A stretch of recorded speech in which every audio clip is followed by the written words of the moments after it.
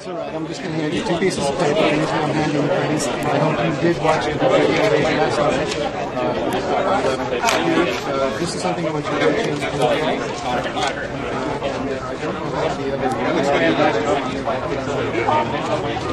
Here's the other one.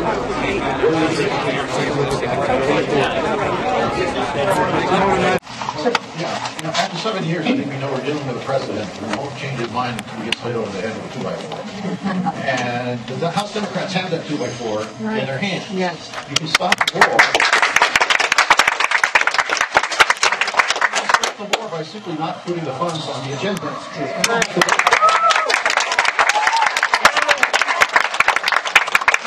Control the agenda.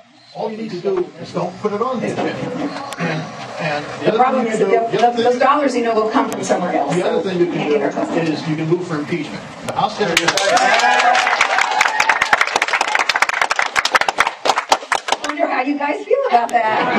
The House Democrats have the power to do that. And frankly, you better do it soon before you invade Iran. What's stopping you? Yes.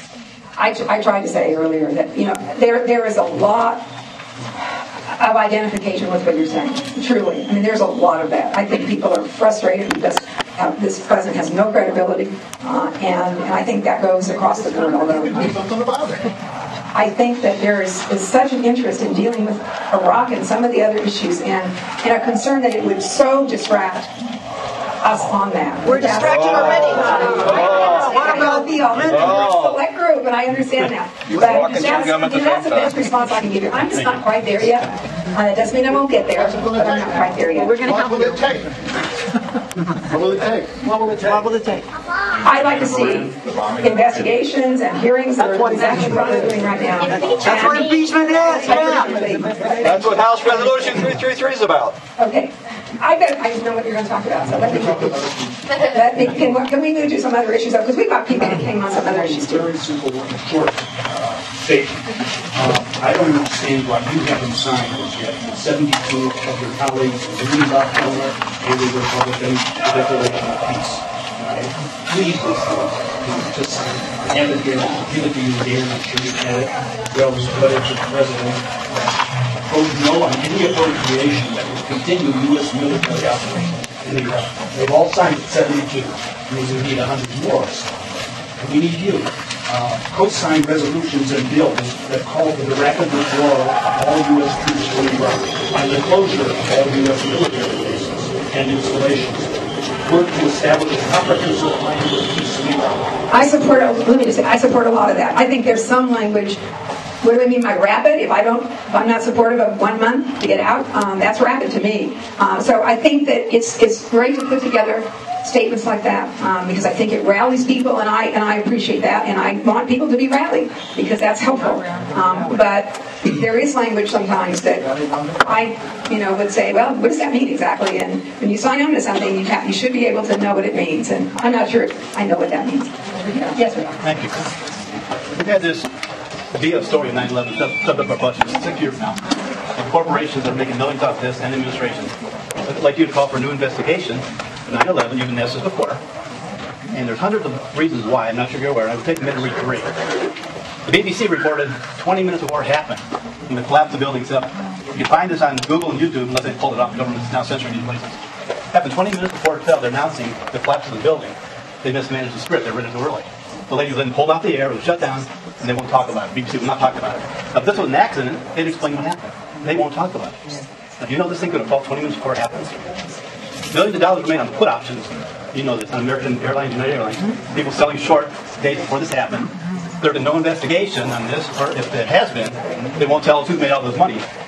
Millions of dollars on this selling short. A Boeing 757, they tell us, this is the real one. Here's the Pentagon. Boeing 77, 150-foot wingspan. The whole 16 feet. No fuselage, no debris, no engines, no nothing. They're telling us it evaporated. That's the official story, it evaporated. Now, there's hundreds of cameras focused on the Pentagon. They'll release 10 seconds of footage, I'll go away. They won't do it, because no Boeing 757 hit the Pentagon. They confiscated the cameras in all the convenience stores, gas stations in the area, within 15 minutes. So this was a plan. It wasn't. What we do now, the Pentagon did, they ran out and got all these cameras. Buildings collapsed at free fall speed in 6 to 8 seconds. If you watch this frame by frame, and anybody can watch this, you see the explosions happening. You see where the demolition things were set and closed in on itself. It was pure plastic demolition. The media won't tell you about this. They're making money off this, or they're afraid. The administration is behind it, and it will happen again if somebody doesn't speak up and say something. And then here's Iran is coming. Iran is planned, and it's real close to coming.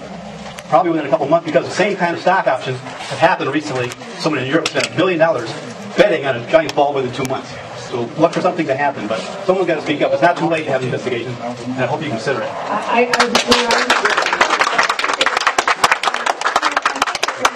In many ways, our total distrust of the government right now, the administration. And I understand that, but I also don't buy into the fact that the government was really implicit in this.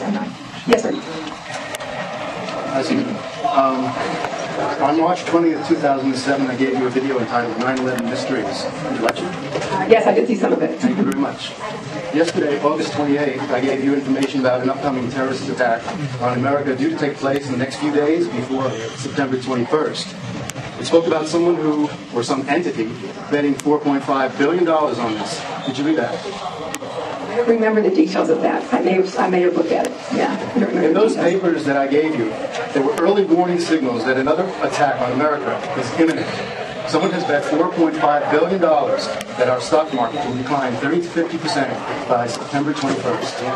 Then, my question to you is, what are you going to do to prevent another 9/11 from happening in the next few days? Good question. Can you tell me, sir, what portfolio you're carrying? What do you mean by that?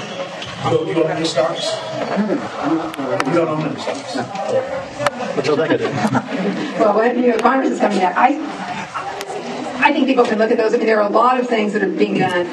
I don't know that that's come from sources, that are predicting that necessarily outside of what you're presenting, and I'd be happy to take a look at that.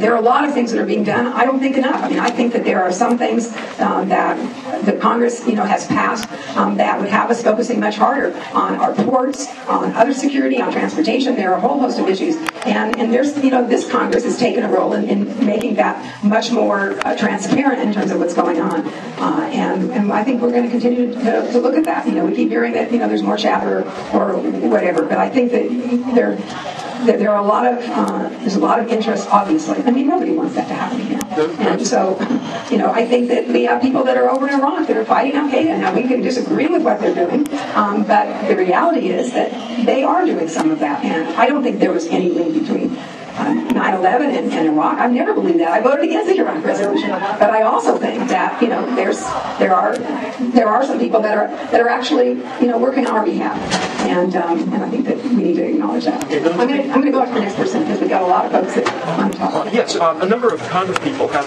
expressed support for a way of dealing with the funding issue. We have a $50 billion request coming from Bush in September for more funding for the war, and a number of congressmen have said they are going to attach a condition to it that money can be appropriated, but only for the safe redeployment of forces out of Iraq.